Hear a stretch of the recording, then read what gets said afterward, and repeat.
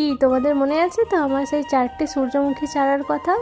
এই দেখো, তাতেই আজ এই এত বড় একটা ফুল হয়েছে। 4টে চারার মধ্যে 4টে কিন্তু বাঁচাতে পারিনি, একটা তো আগেই শুকিয়ে মরে গেছিলো, আর একটা চারা ঝড়ে মাথাটা কেটে উড়ে গেছিলো, ওটার ভিডিও আমি শেয়ার করেছিলাম।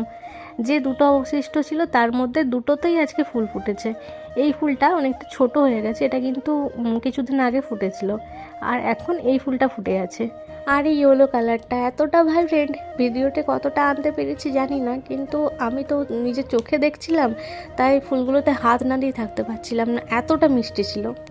আচ্ছা, তোমরা কি কেউ আমার মতো এইভাবে ছাদের ওপর টবে সূর্যমুখী চাষ করেছো? যদি চাষ করে থাকো তাহলে অবশ্যই কমেন্ট সেকশনে জানিও। যারা গাছপালা ভালোবাসো, যারা গাছপালা পছন্দ করো, তারা কিন্তু অবশ্যই আমার চ্যানেলটা সাবস্ক্রাইব করে যেও। আর তোমাদের বন্ধু বান্ধব বা আত্মীয় যারা এরকম গাছের ভিডিও দেখতে ভালোবাসে এবং যারা বাগান করতে চায়, তাদের সাথে প্লিজ আমার ভিডিওগুলো শেয়ার করো। সাথে তোমাদের জন্য অনেকটা ভালোবাসা রইল।